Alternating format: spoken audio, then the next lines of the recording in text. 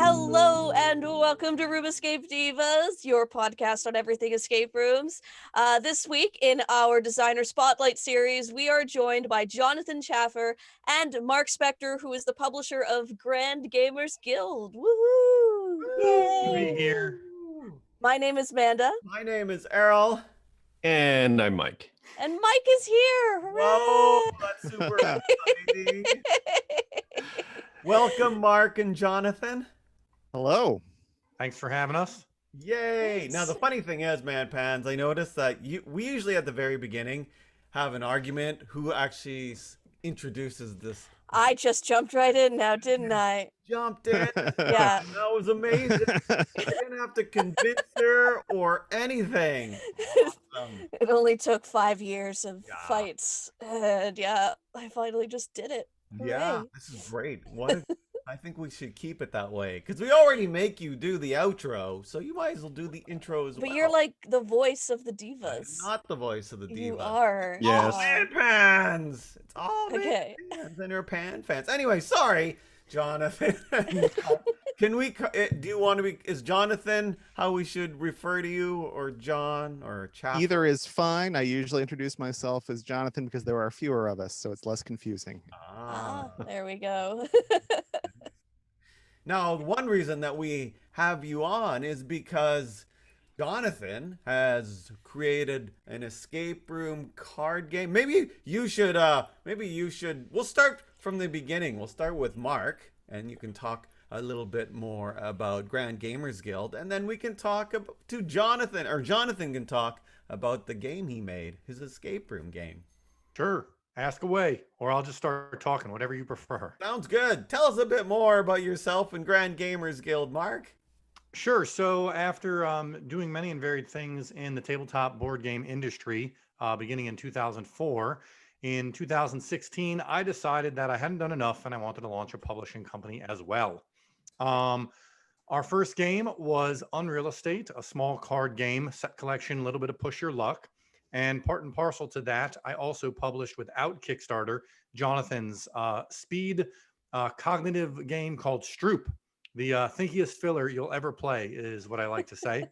And yeah, it's been a fantastic journey. I started out with small games, like I said, on Real Estate and Stroop, and moved on to much larger projects. Probably the one that most people would know would be Endeavor Age of Sail, which did gangbusters on Kickstarter, continues to be reprinted, has been localized in many languages.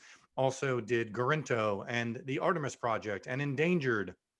And now we're doing Jonathan's most recent creation, the Kringle Caper. So super excited to get this sucker out there just in time for Christmas. I literally sent all of the pre-orders that have been taking place over the past 40 days out yesterday.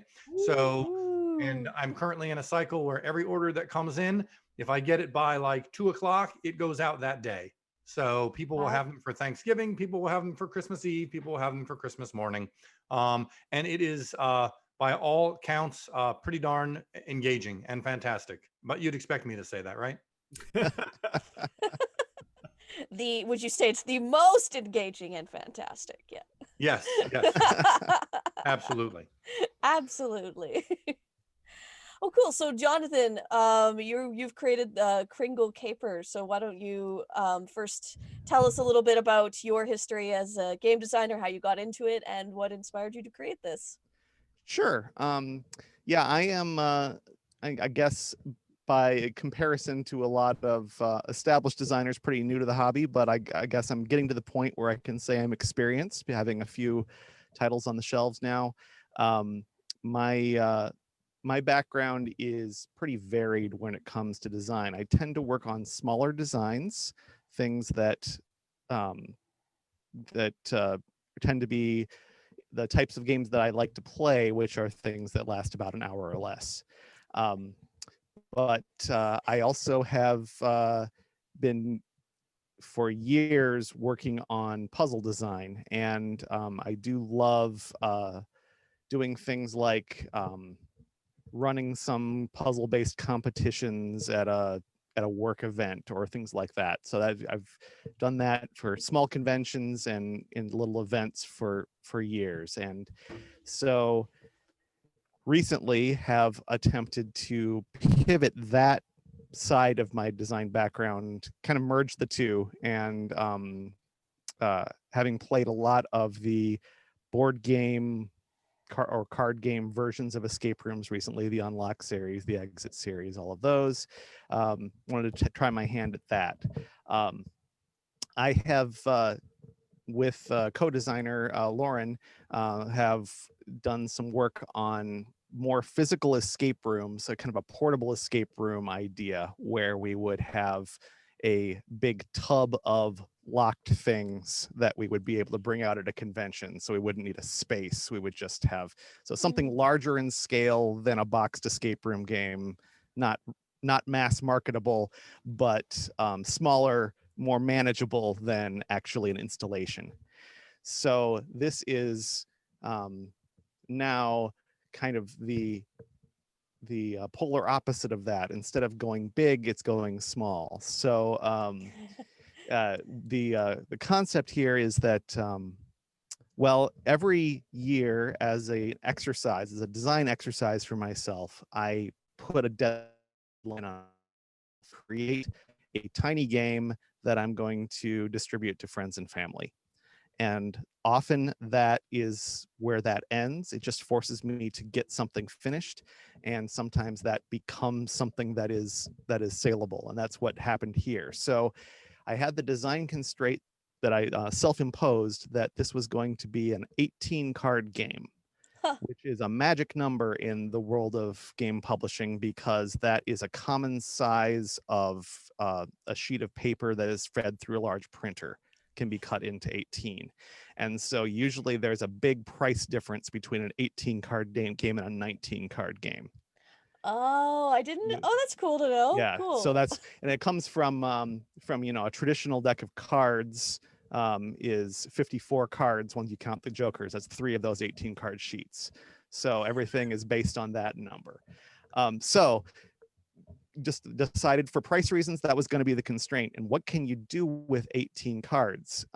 That's not a lot to work with when you want to have an escape room. So it's been an interesting challenge, and I can certainly talk more about that. But basically the idea was take 18 cards, make something that feels like an escape room, that takes about an hour to do, and has a family-friendly Christmas theme, and get it done in time. And that it kind of blossomed a little beyond that, and now is something that can be purchased.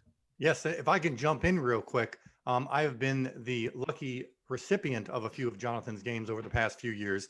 And having been a publisher, or calling myself a publisher, always said, man, we need to take these to the next step.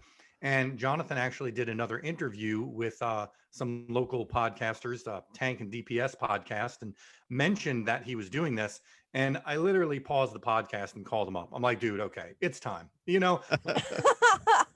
the thing is, I know Jonathan as a person. I know Jonathan as a designer, both of games and puzzles. And there was absolutely no question in my mind that this would do exactly what he set out to have it do, because he is so precise and so meticulous from concept to playtesting to fruition. And so, yeah, we got it arted up. We got it quoted in China, where I produce, as opposed to locally. The prices were incredibly different. I really wanted to have it produced locally, but that was not going to, domestically is probably a better way to put it, but that was not going to happen. But yeah, 1,000 units were delivered to me last week, and they're, like I said, they're ready to go. So you were saying that there are 18 cards. Are there 18 normal? You have it with you right now, Mark? If you want to. I do. Here it is, and you can see it is 18 poker-sized cards. There it is, right in front of my hand. That is the package that goes out, and you bust it open. You turn over card number 1 after scanning a QR code to take you to the hint site, and you're off and running. So I can imagine there's probably a lot of challenges, as you said, because it's only 18 cards, and if they're poker-sized cards, you can't put a lot of stuff on it either. So we haven't played it, so it would be interesting to know what were your design goals, and how are you going to overcome the fact that you only have 18 cards, Jonathan? Yeah, so I was mentioning before we started recording that I just finished listening to your interview with Senfung Lim and Jay Cormier about their Scooby-Doo game, and it's good timing because almost everything they said was their design goal is the exact opposite in this game. So they were talking about how, you know, they love narrative, they want immersion into the story, they want big physical things to interact with, and those were all things that were completely out of the realm of possibility when you're talking about something this size. So I've got this much real estate to work with, and I have to pack it with as much puzzle content as I can to make it an engaging experience that's not over in 10 minutes. So that means that one of the ramifications is that there is a narrative, but it is sparse. It's I had to lean a lot more on theme than narrative, if that makes sense. So there are a lot of puzzles that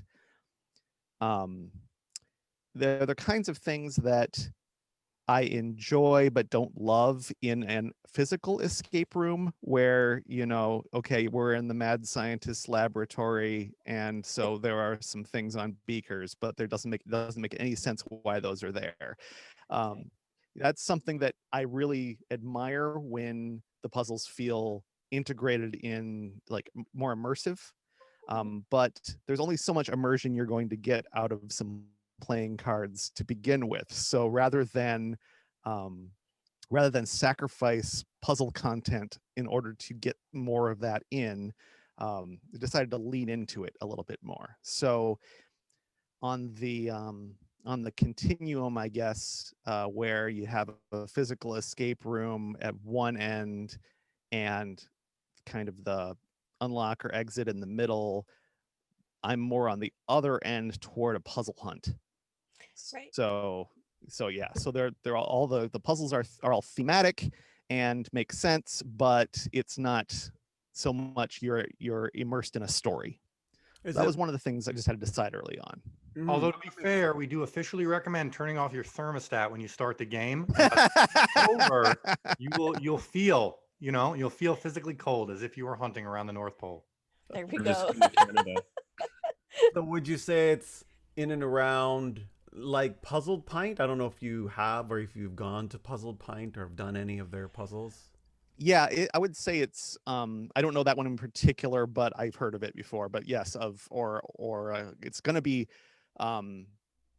definitely more family weight than something like, you know, an MIT Puzzle Hunt or something. One of those big ones tend to be for people who are just or any of the university based ones. Those are hardcore, you know, people who do this forever.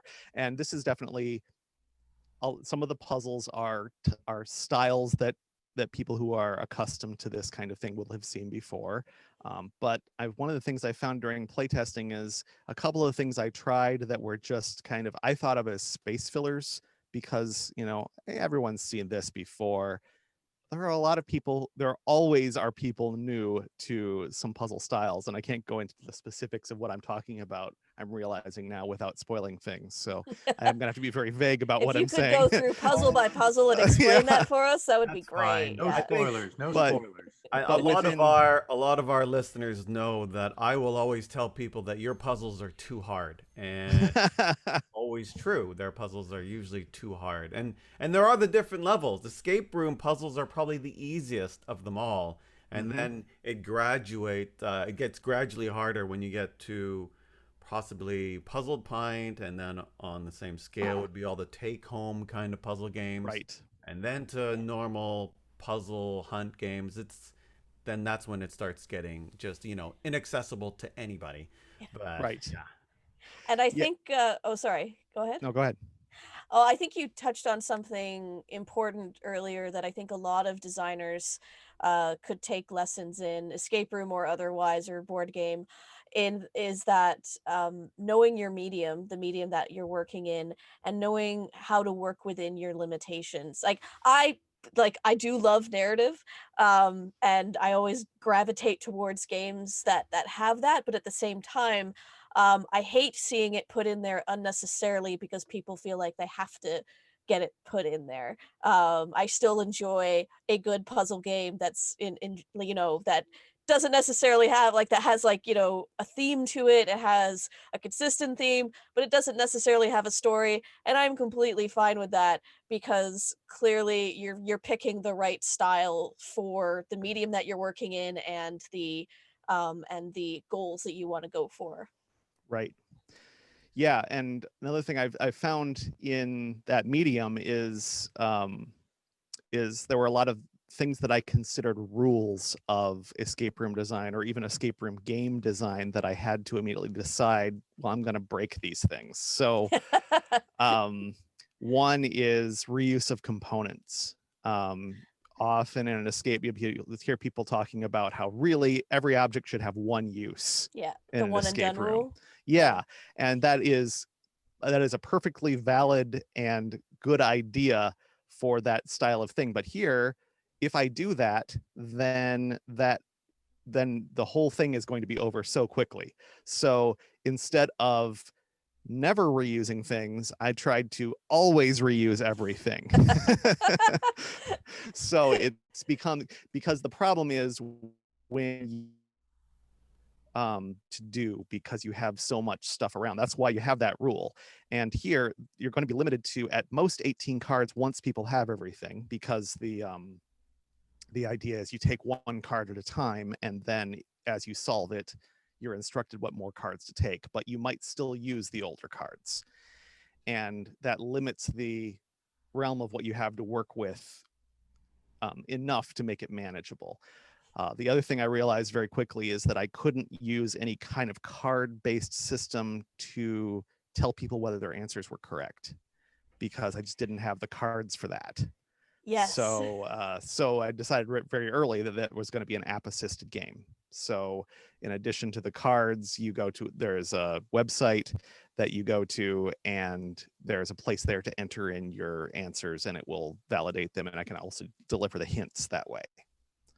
So that opened some opportunities. I didn't want the puzzles to be in the app because the point is the physicality, but Right. at least I could not have to worry about using paper to take care of all of those parts too. You know, the funny thing is that rule about not using an object more than once in an escape room is an interesting one. I think it started off so that people wouldn't A, use one key in multiple locks, or B, one answer in multiple locks. And then all of a sudden it just expanded to everything, because I personally, I think because I came from an adventure game background, I didn't really think that's a necessary rule. I mean, I understand why it's there, but Well, you played adventure games where like I'll use an object on something and then that object will disappear from my inventory for the rest of the game for some reason, even though I'll come up against like another door that might need to be knocked down. Like, man, that crowbar would be great again right about now. But yeah. But I think back in the day, you know, objects would have multiple use. And I personally thought that was really clever if you can somehow get an object to be involved in more than one puzzle in good ways, right? For example, the towel in Hitchhiker's Guide to the Galaxy. Oh, that was used many times, right? So Well, I mean, in the think books, it's more lazy design, that thinking, oh, I don't want to try to figure out how to make these objects work more than once. And anyway, sorry, that's, you know. well, I mean, the towel, that's like the most useful object in the universe. So if there wasn't more than one use for it, that would be very, but it was very never used as a disappointing. towel. Oh, I know. And nor should it be. Yeah. Anyway, what were some of the other rules you had to break, Jonathan? Yeah, sure. Well, this is an interesting one because it's one that I broke and then had to fix. Is outside knowledge. In a normal escape room, you know, a well-designed escape room, you shouldn't have to know the periodic table going in. When there's a puzzle based on the periodic table, there should be a periodic table somewhere in the room where you can find it. And as I mentioned, this started out as a friends and family only exercise. And I had some puzzles that I decided, well, I know my audience. I know what they know. I can have some puzzles in there. There was a puzzle in the first iteration that was testing great among the people I was testing, but I knew I immediately had to throw it out once this became for a broader audience, because it relied on Michigan geography as something that you needed to know. Or maybe personal information about Jonathan Chaffer. Yeah, exactly. Yeah. What are the Yeah. clothes in his closet? Oh, direct. Yeah. Yeah. But and the thing is, those are those are really rewarding types of puzzles to have if the audience, if you are in the in crowd, that feels really good. So there are still some things in the finished product that are probably a little beyond what you'd expect in terms of the outside knowledge rule. And that we've addressed that by, in the app, in the hints section, there is kind of a repository of, well, in this case, it's actually some Christmas trivia. There are some tropes that this leans on. And so the people who are familiar with those can just know them, but other people can at least look them up.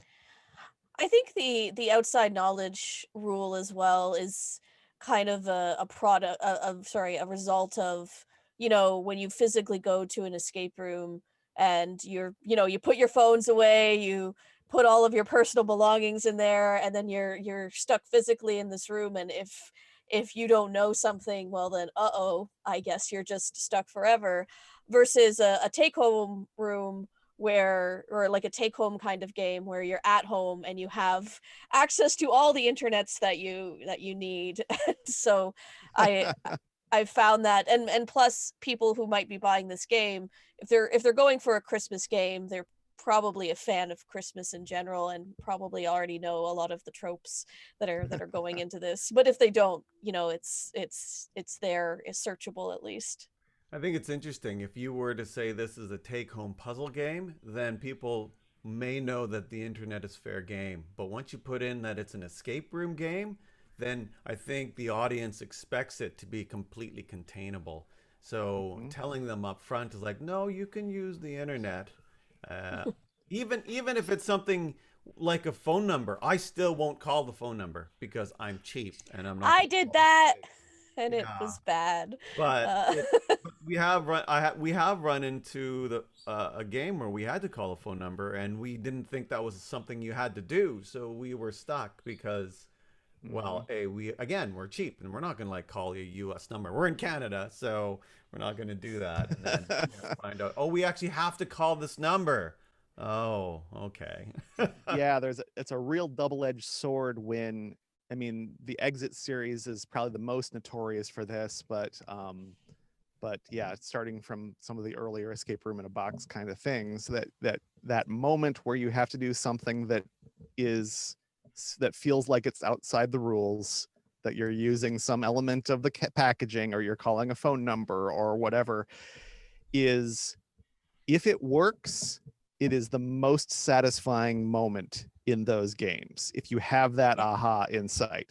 But if you get stuck on it and you have to look it up, that feels rotten. It's the worst because it's so unfair. It's weird when they do that, because I can understand why, because it's a cool aha, but at the same time you have to break the fourth wall, you have to break the immersion to actually do it. So it's like the designers decided to say, okay, well, you're now going to pretend you're not in the game. You're going to actually pretend that you are a players playing a game. And it's like, but they don't give you that hint that you're to do it. So that's why I find those unfair. I find it neat, but if they were to somehow make it that you are aware, like when that happens in an escape room, drives me batty. It's like, okay, I want you to pretend you're a pirate. And these are going to be cannonballs, and then they just made balloons and they're cannonballs. Okay, I will suspend my belief and believe your balloons are cannonballs. And then it's like, so how do you solve this puzzle? Well, you pop the balloons. No, no, you don't. Now you want me to pop the balloons. You don't do that to cannonballs, right? And that drives me mad, because it's like, you wanted me to suspend the belief, and I was going to do that for you, but now you also want me to pretend I'm not, and that drives me. I also find when you go to unlock, and now I'm just gonna complain. I think we've unlocked the arrow rant stage for a second. Actually, I like unlocks better later games because I think they started to improve what they were doing. Because the earlier games, it's just like, okay, we need to find a way to make this a puzzle. Let's just not tell them we're gonna break the rules in order for you to solve this puzzle, and that would drive me batty. It's just like, okay, red goes with blue or whatever it was, and then it's like, except in this time because we wanted to trick you so that you wouldn't solve it too quickly. It's like, oh, for pity's sake, I was going to follow your rules, and now you're going to break them. You set up a pattern that we have to break, but for no reason, right? And that also drove me batty. But anyway, I'm sorry. Errol's going to take this It's a lot interview better and now. go Actually, off I on his find own that journey. the later unlock games have been really nice. Actually, I found the later exit games started to... Actually, no, there was a middle section where I didn't like the exit games, and then they got better again. Anyway, that doesn't matter. You know it's going to be a great rant when Errol interrupts himself. And actually this. No, actually this. We're And, called No, divas for a reason. I'm very snooty about that. I totally agree. My opinion of those two series completely has flipped as Oh. time goes on, and I think a lot of it is it's just framing. It is, what mindset are you getting the players in terms of what is fair game and what's not. And Unlock is doing a better job of doing interesting things within the framework, partly because they have the app to work with. They can break rules in the app, and it's okay because the app is doing it. Like, back to your Hitchhiker's Guide example, those Infocom games broke rules all the time, but you knew it was okay because the computer's enforcing the rules. And when you have a human enforcing the rules, when you're being told, don't do this, and you'll break the game if you do that, and then you expect them to do it, that really is a problem. I'm curious, so I'm going to go back to Kringle Caper. I am curious about the 18 card problem in terms of pacing, because you mentioned you wanted this to last about an hour, and I know that a lot of take home games like Exit, like Stargazer's Manor, or like Deckscape, for instance, is another one where they want it to last between an hour or two. So how do you pace something out like that, knowing you only have 18 cards, and how do you gradually increase puzzle difficulty, or is it pretty much the same throughout? The arc of this game is that there are a few quick wins at the beginning, and then some more difficult things in the middle, and then ending with one. I wanted to put in escape room terminology, I wanted a mix of puzzles and tasks. So there are a couple things that are once you figure out how to do, you just have to execute it, and that'll take a little bit of time. And it was just a matter of playtesting to determine how much time that can be before it's frustrating time and not rewarding time.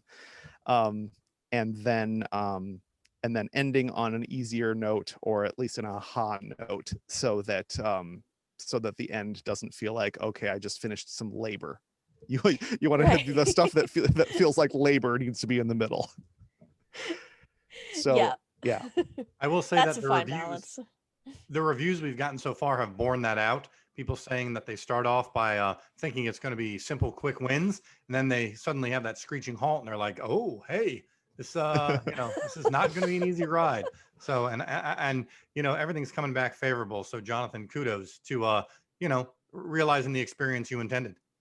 Yeah, and I knew I wanted about I kind of set it a goal of a dozen puzzles, which is about where it ended up, out across 18 cards. And Wow. so some cards are just clue material, but usually if it's clue material, it's for more than one card, and that kind of thing. So about 5 minutes a puzzle, that ends up being about an hour. So that works out pretty well.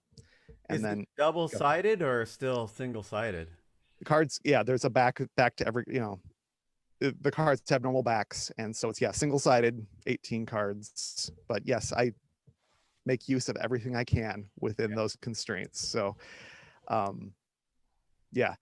and then everything else is playtesting, which itself was very interesting because this grand idea of mine happened back when I could playtest things in person, and that changed. Oh yeah. Oh yeah. I can imagine with physical cards too. Yeah. So what did you do to play test? So this was heavily executed on Tabletop Simulator. So Cool. Okay. yes, which, so if you're not, for listeners who aren't familiar, it's a software you can purchase through Steam that is basically a 3D environment with no rules enforcement. There are other playboard games online sites where they will go through all the rules, but this one is just, you can move objects in space and we'll trust the players to do the rest. So for the purpose of playtesting, it's really a nice tool because you can use that to make iterations very quickly. If something's not working, you upload a new image and it's physically there. There's no printing or preparation or anything like that either. So that's nice. And it was allowed me to play test with people around the world. I've managed to get some testers all over North America. I had one tester in Germany that I worked with, Oh, that's and fun. which is really handy here because unlike board game design, obviously you can't reuse playtesters very easily when you're working on an escape room. Right. Right. Yeah. Once you solve the puzzle, it's like, well, can I solve it better next time? Obviously, yes. Hello, Ruby. Hi, Ruby and Gwen. So I think Mike left earlier, and that was because of a Gwen related Yeah, emergency. emergency. Sorry. Yeah, when it happens, everything just kind of falls apart really quickly. So yeah, sorry Yeah. about that, guys. No worries. I am curious about oh yeah, so you had playtesters from all around the world. That's awesome. Did you have any cultural things you had to keep in mind when you designed then? Absolutely, and that goes back to the breaking the rules discussion, the tropes again. There is a known cultural limit to this game, more so than I would if I were designing this Yeah. from the ground up with distribution in mind. Some of these puzzles would be different. So instead of trying to band-aid over that, we're just acknowledging it. This is this is based on North American or Western European Christmas tropes, and we make use of popular Christmas carols. It's a secular Christmas kind of theme. So Yeah. there's only so much you can do about that without completely changing everything. So instead of That's true, and you disclaim it on your website too. I was noticing. So like you do say like, hey, just so you're aware, we do use in this Christmas themed game, we have Christmas, not like there is Christmas knowledge required. Yep. And Mark asked me early on, okay, so if I go to my localization partners, what do I tell them? And I basically had to say, well, tell them they need to get a designer to make a game for that market. Because I was counting, and half of the puzzles are too language specific to just translate it. They would have to be redone. This is a game where a lot of those games you enter numeric codes to proceed. All of these are words and phrases in this game. So, which I liked doing it that way because it meant that the puzzles that I would come up with would be inherently different than the kinds that you'd find in those other games. You don't have the freedom to have longer passwords in most real escape rooms, but I had the technology to be able to type something in and accept some misspellings and that'd be okay. So I figured might as well go for it. Cool. So actually, I understand that. I do remember I wanted to make a quick Christmas puzzle for my work. And I think half the people didn't know about the 12 Days of Christmas. And it was based on that. And it was like, oh, you would know this song. Oh, no. Yeah. So the first thing in the hint system, and it's labeled as a free hint, is a list of every public domain classic Christmas carol I could come up with. So I've got the 12 Days of Christmas, and I've got, all those things that may or may not be useful in the course of solving the game. They're there if you need them. Cool. Oh, that's great. So is it custom software you have for validating answers? Yep. Your thing, because you can also accept spelling mistakes as well. Yeah, within some reason. So basically, if I've anticipated them, so I've got some software for that. Yes. So I can't just mash on my keyboard and hope that the answer validates. Right. Exactly. Yep. And it doesn't. And the other thing I determined early on in playtests is not to deduct any points when people give an incorrect answer, unless it's an incorrect answer I anticipated them giving. So if there are, 3 different obvious objects in this scene, and you're supposed to identify one of them, then I enter in the other 2 as incorrect answers that will penalize you. But if you write something else because you named it incorrectly, it just says try again without a penalty. So that way, okay, made it a little bit more fair that way. Yeah. It's like trying to hunt for the right verb in a parser-based adventure game. Exactly. Yeah. I have been I've been running a lot of Parsley games lately. Are you familiar with that system? No. Oh yeah, you should look these up. It's Parsely. It's a system that is basically a human-driven info game. One person has a book of descriptions, and everyone else takes turns issuing commands. And there are some fun puzzles in there. And back to our framing discussion, it does such a great job, because you get in the mindset of, how did I work with this computer when it was very picky about the verbs? And as the game master, you get to have a lot of fun with someone saying cast fishing pole, and you say, you don't know the spell fishing pole.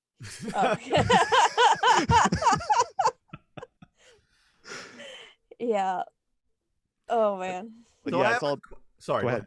I was just saying it's all about playing fair with people. So Yeah. once they're in the mindset, yeah. I have a question for Mark, because Sure. he's been patient there. Well, Now, let's be honest. Jonathan is the smart one in this conversation. I'm the publisher. It's all good. Don't you worry.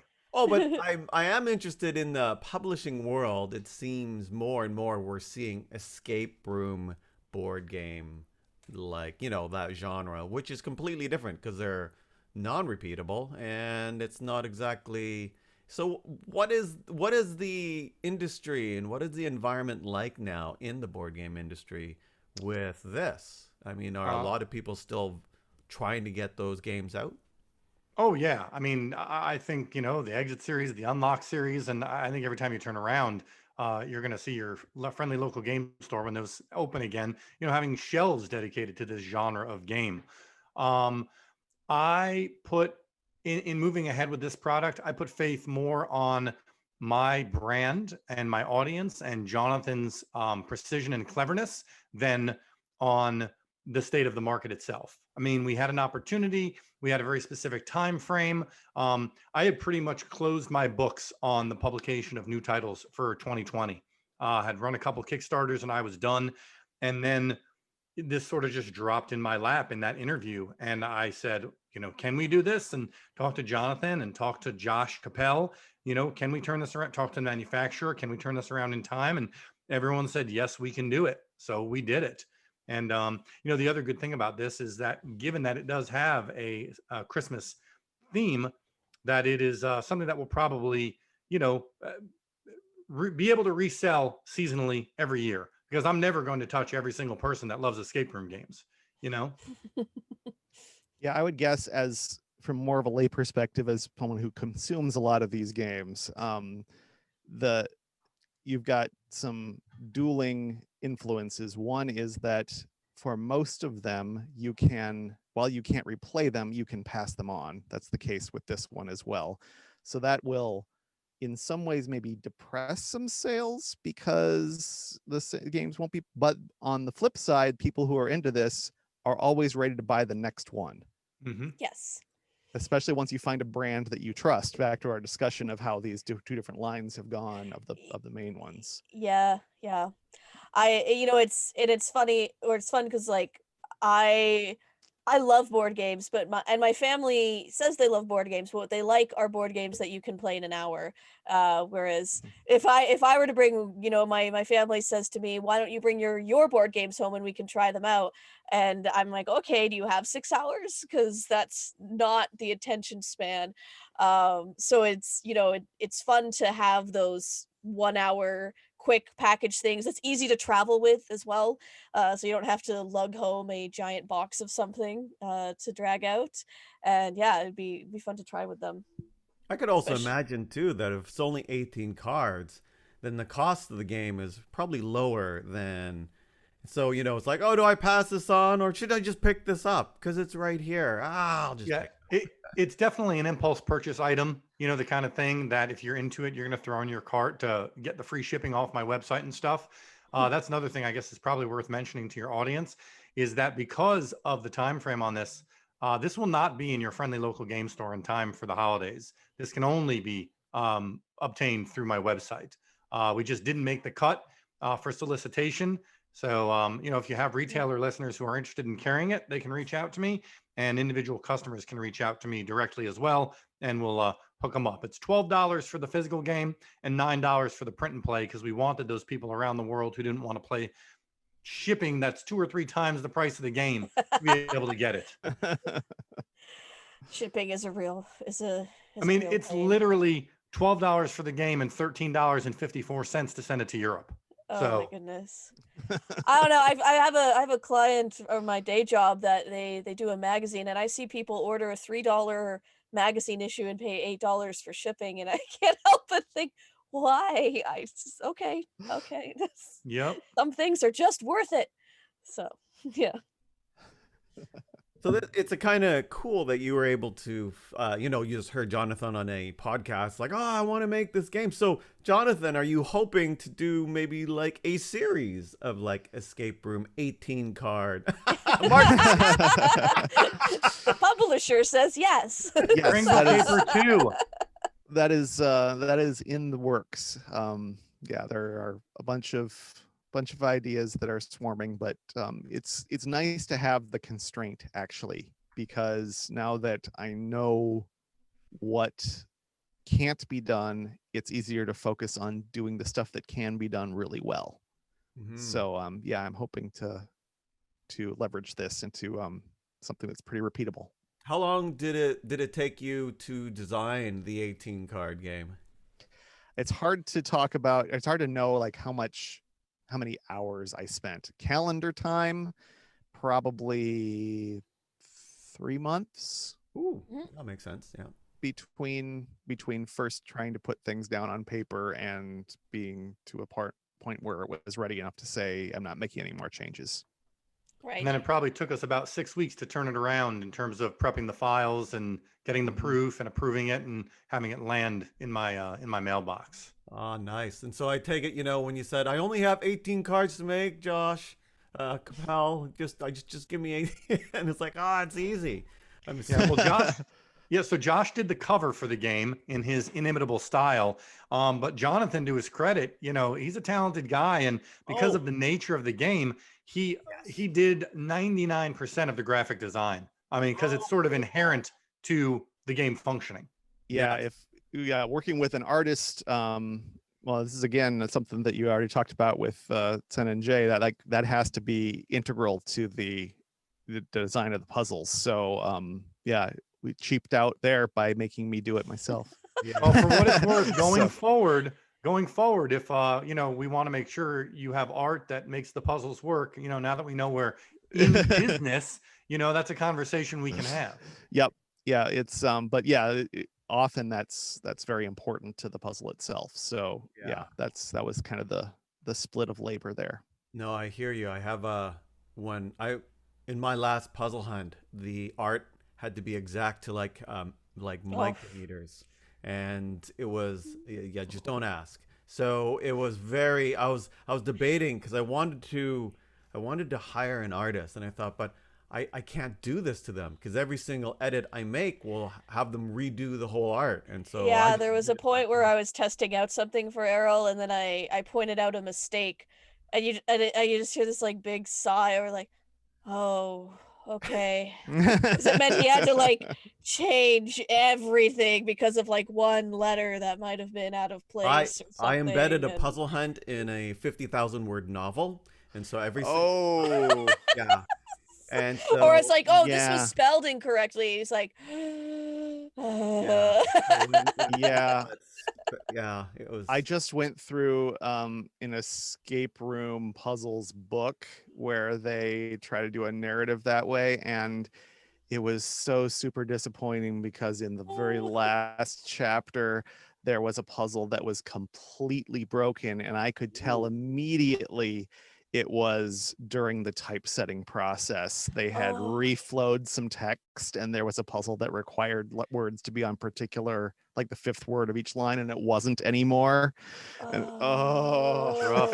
like oh. like I was disappointed as a consumer, but even more so my heart broke for the people involved in creating that, because I know exactly how that happens. Ugh. Yeah, and wow, I'm surprised that went through because every time I made a change, I had to go back and check every like almost every other puzzle Hmm. because I knew that it would affect. It's like it cascades. Just that was like the dumbest thing I've ever done in my life was put it in. A lot of people liked it, so Yeah, well, I mean, when you do that kind of thing well, it's so rewarding. Haven't um, check out The Conjurer's Almanac, which is a Yeah. book that was released. If you're familiar with it, yeah, I mean, like that is done so masterfully well that everything just integrates with everything else, and I can't comprehend the amount of work that would take. Yeah.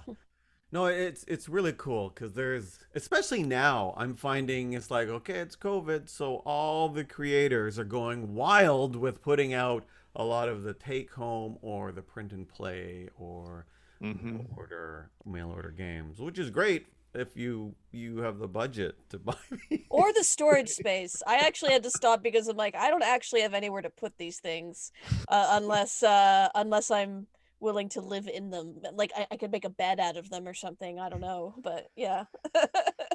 We've kind of, in my play group, kind of formed a I don't know, like it's like a old bucket brigade, but with escape room games where we'll just say, hey, check your front porch. You have four of these things that we're finished with that are now on your front porch, and when you're done with it, bring it to this other house.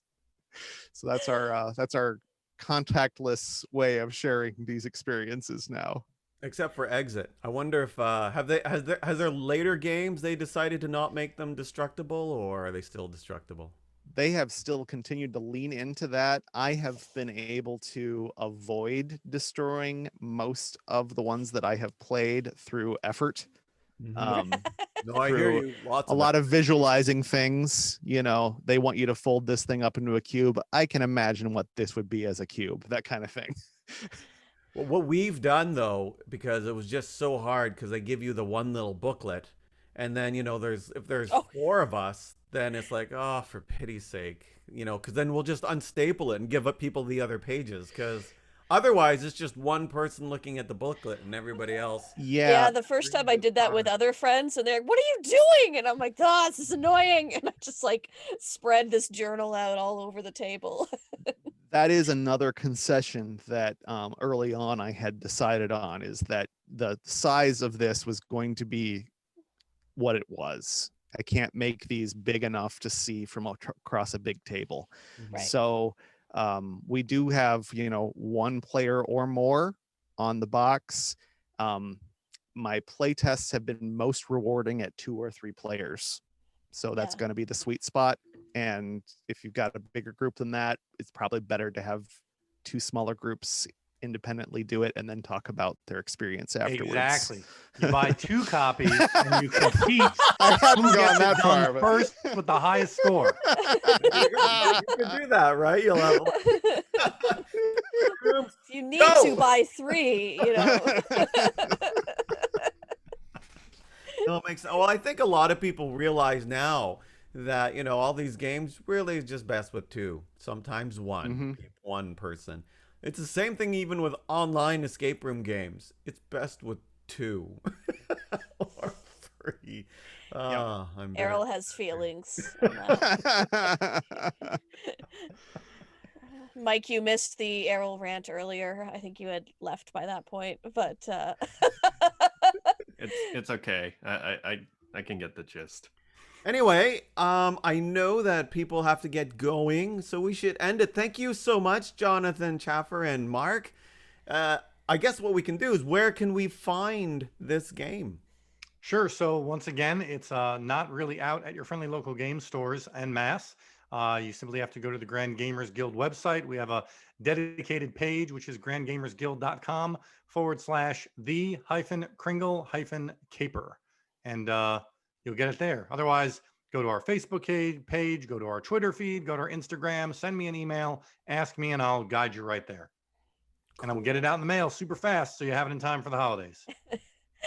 excellent. And Jonathan, apart from Grand Gamers Guild, where we'll find Kringle Caper, do you have any websites of your own that you would like to share? Yeah, you could follow me on Twitter at Uncle John Bob. That's John has no H in it. Nice. Awesome. That's an awesome Twitter handle. Okay. Well, thank you so much for sharing your game here with us today, and I look forward to playing it. That's going to be a lot of fun for Awesome. a Christmas activity. Yeah. Yep. Thanks for having us. Yeah. I will talk us out. Room Escape Divas is brought to you by Inverse Genius. You can go to inversegenius.com to find other fun podcasts just like this one. You can also go email us at roomescapedivas@gmail.com. We love getting emails. Errol is throwing something at the screen, but who knows what that is. If you would like to go to Facebook, you can go to the Room Escape Divas Facebook page, click the like button. We have community meetings, not meetups, every Friday. Meetings. We have minutes. We have minutes.